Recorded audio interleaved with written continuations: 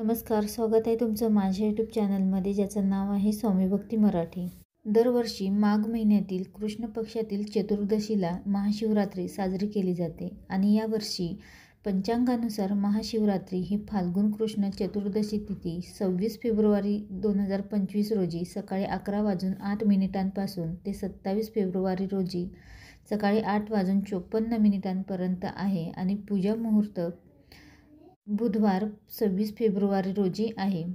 तर महाशिवरात्रीचे उपवास आणि पूजा त्याच दिवशी होईल. आपण वर्षभरामध्ये जितके काही सोमवार करतो किंवा महादेवांची जी काही व्रत वैकल्ये वर्षभरामध्ये करतो, त्या सगळ्या व्रताचे पुण्य आपल्याला फक्त एका महाशिवरात्रीचे व्रत केल्याने मिळते. त्यामुळे प्रत्येकानेच महाशिवरात्रीचे व्रत हे आवर्जून केले पाहिजे. ज्या मुलामुलींचा विवाह होण्यामध्ये अडचण येत आहे त्यांनी देखील महाशिवरात्रीचे व्रत करावे. यामुळे लवकरच त्यांना मनासारखा जोडीदार मिळू शकतो. तसेच सौभाग्यवती महिला हे व्रत केल्यास सौभाग्य अखंड राहते अशी देखील मान्यता आहे. तर 26 फेब्रुवारी रोजी महाशिवरात्रीचे व्रत करणाऱ्यांनी गुरुवारी 27 फेब्रुवारी रोजी उपवास सोडावा. महाशिवरात्रीचा उपवास सोडण्याची वेळ सकाळी 6:48 ते सकाळी 8:54 आहे. या काळामध्ये तुम्ही उपवास सोडून उपवास पूर्ण करू शकता. महाशिवरात्रीचे व्रत लहान मुलं, स्त्रिया, पुरुष घरातील सगळ्यांनीच केले पाहिजे. तर या महाशिवरात्रीच्या उपवासाचे काही नियम आहे. तर ते कोणते नियम आहे जे महाशिवरात्रीच्या दिवशी सर्वांनीच पाळायला हवे, तर हेच आपण या व्हिडिओमध्ये बघणार आहोत. तर व्हिडिओ स्किप न करता संपूर्ण बघा आणि जे कोणी नवीन असेल या चॅनलवरती तर सबस्क्राईब करा. महाशिवरात्री उपवासाच्या दिवशी सकाळी लवकर उठून पाण्यामध्ये काळे तीळ टाकून अंघोळ करावी. शक्य असल्यास गंगास्नान करावे किंवा अंघोळीच्या पाण्यामध्ये गंगाजल देखील टाकून तुम्ही अंघोळ करू शकता. उपवासाचे इच्छित फळ मिळण्यासाठी उपवासाच्या दिवशी शक्यतो फल आहार करून उपवास पकडावा.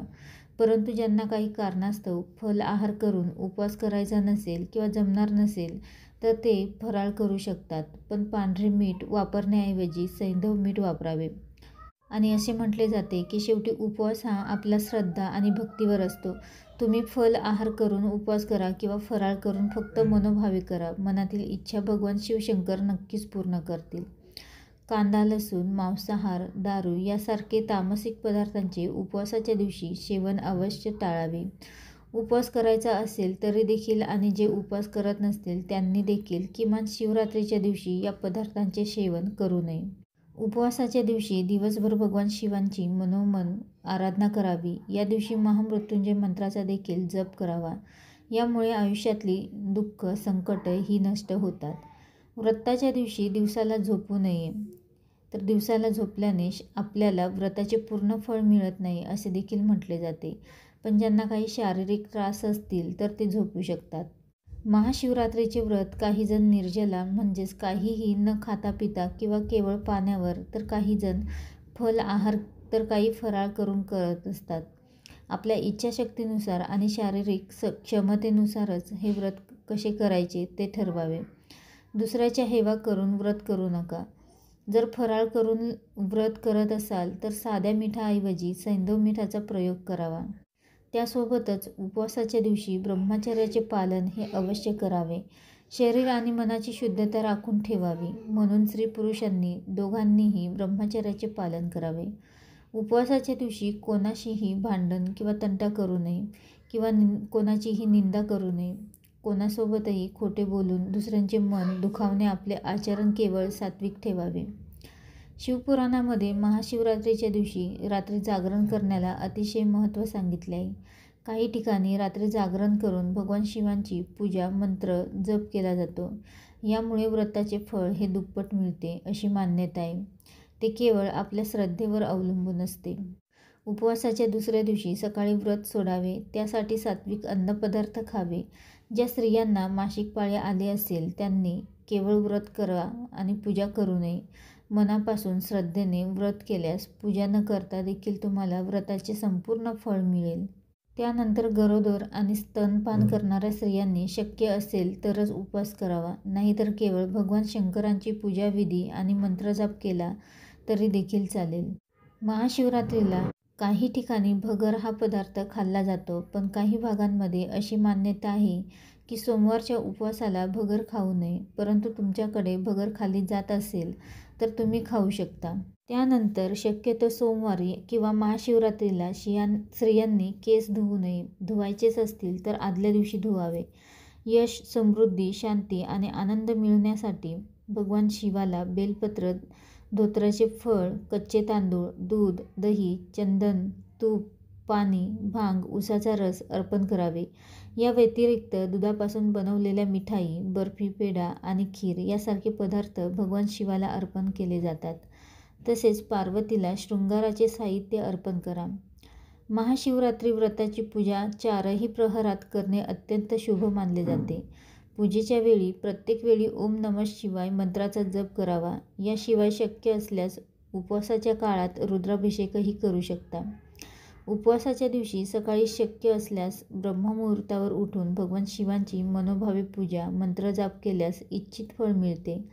त्यानंतर सूर्योदय झाल्यावर सूर्यदेवाला अर्घ्य अर्पण करावे आणि व्रताचा संकल्प करावा. महाशिवरात्री उपवासासाठी शुद्धतेला विशेष महत्त्व असते.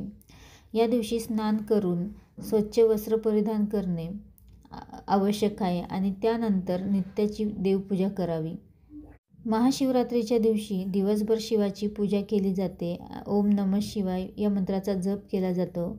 संतती प्राप्तीची इच्छा असेल तर जोडीने श्रद्धापूर्वक भगवान शंकरांची पूजा करून उपवास केल्यास निश्चितपणे फळ मिळते आणि संतती प्राप्तीची इच्छा पूर्ण होते.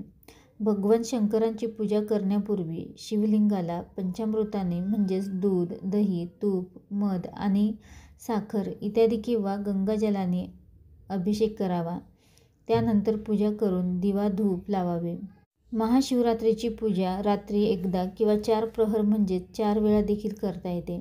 ते आपल्या इच्छानुसार करावे. भगवान शिवाला अर्पण केलेल्या कोणत्याही वस्तूचे सेवन करू नका, कारण असे मानले जाते की दुर्दैव आणते. केवडा आणि चंपा यासारखी फुले अर्पण करू नका, कारण त्यांना भगवान शिवाने शाप दिलेला आहे, अशी पूर्वीपासून म्हटलेली मान्यता आहे. यासोबतच या पूजेदरम्यान भाविकांनी कधीही कुंकवाचा तिलक हा शिवपिंडीला किंवा भगवान शिवांच्या फोटोला लावू नये. त्याऐवजी चंदनाच्या तिलकाला प्राधान्य द्यावे. उपवास हा श्रद्धेसाठी केला जातो, त्यामुळे शरीराला अतिरिक्त त्रास देऊन उपवास करू नका.